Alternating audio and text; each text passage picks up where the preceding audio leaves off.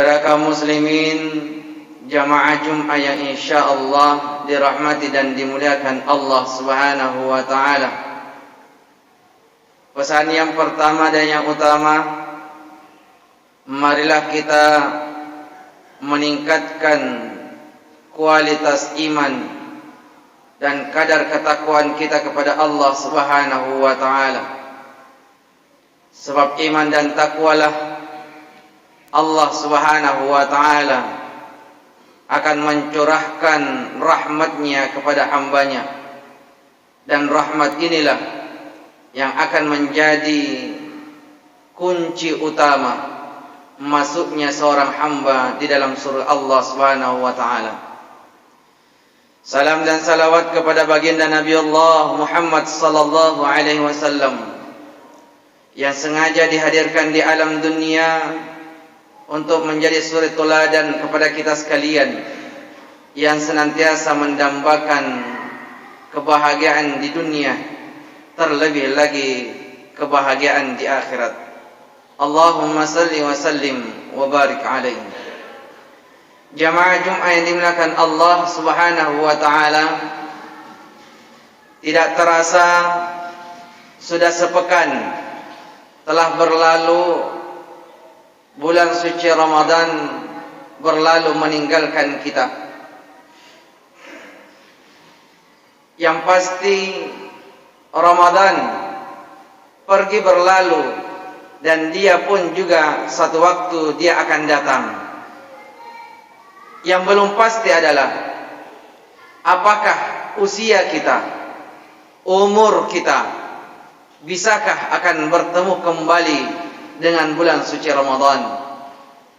Semoga kita yang hadir di tempat ini insyaallah kita bermunajat, bermohon kepada Allah, kiranya Allah Subhanahu wa taala berikan panjang umur kepada kita, diberikan kesehatan wal afiat jasmani dan rohani kita, sehingga insyaallah kita pun akan bersua kembali dengan bulan suci Ramadan di tahun-tahun yang akan datang. Jamaah Jum'ah yang dimuliakan Allah Subhanahu wa ta'ala, sekarang ini kita sudah berada di bulan Syawal, yang oleh para alim ulama dimaknai adalah bulan peningkatan, di mana sebulan Ramadan di dalamnya kita melaksanakan amaliyah ibadah penghambaan di hadapan Allah Subhanahu wa ta'ala. Kita harapkan di bulan Syawal ini semakin ditingkatkan keimanan dan ketakwaan kita kepada Allah Subhanahu wa taala. Minimal kita mempertahankan apa yang telah kita laksanakan di bulan suci Ramadan sebulan lamanya.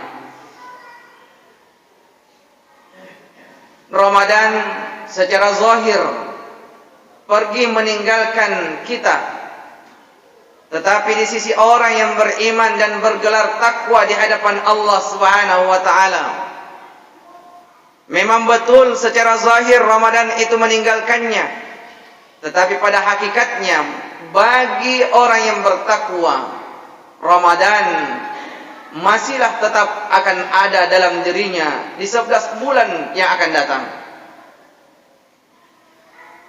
Di bulan suci Ramadan kita rajin melangkahkan kaki kita ke masjid berjamaah, baik salat fardu maupun salat sunnah.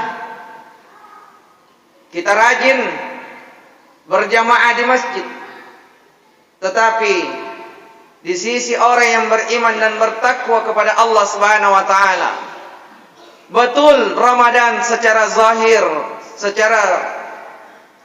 kita lihat meninggalkan kita, tetapi di sisi orang yang beriman dan bertakwa kepada Allah, semangat atau ruh daripada pelaksanaan salat fardu maupun salat sunnah berjamaah di masjid di sisi orang yang bertakwa kepada Allah, tetap dia laksanakan 11 bulan ke depan. Di bulan suci Ramadan kita rajin berpuasa. Seiring waktu berjalan, Ramadan meninggalkan kita. Memang betul kewajiban berpuasa pun juga sudah sirna.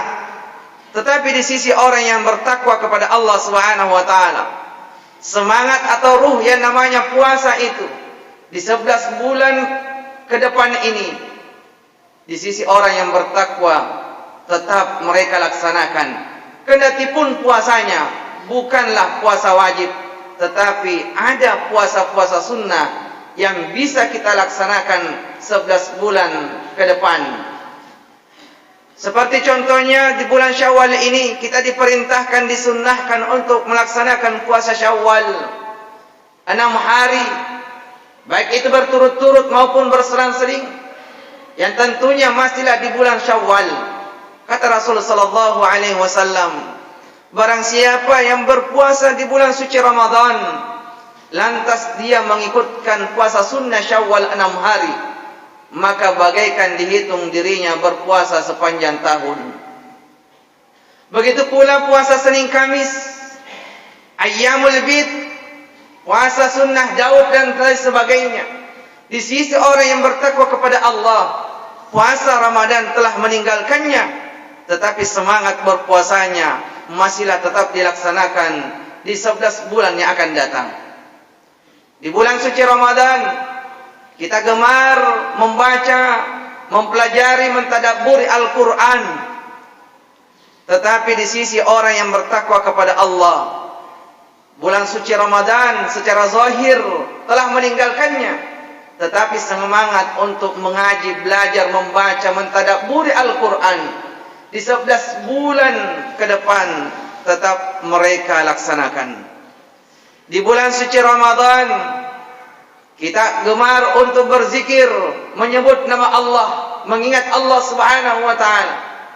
Tetapi di sisi orang yang bertakwa tetap semangat zikrullah, menyebut nama Allah Subhanahu wa taala, mengingat Allah Subhanahu wa taala, masihlah mereka laksanakan di 11 bulan ke depan.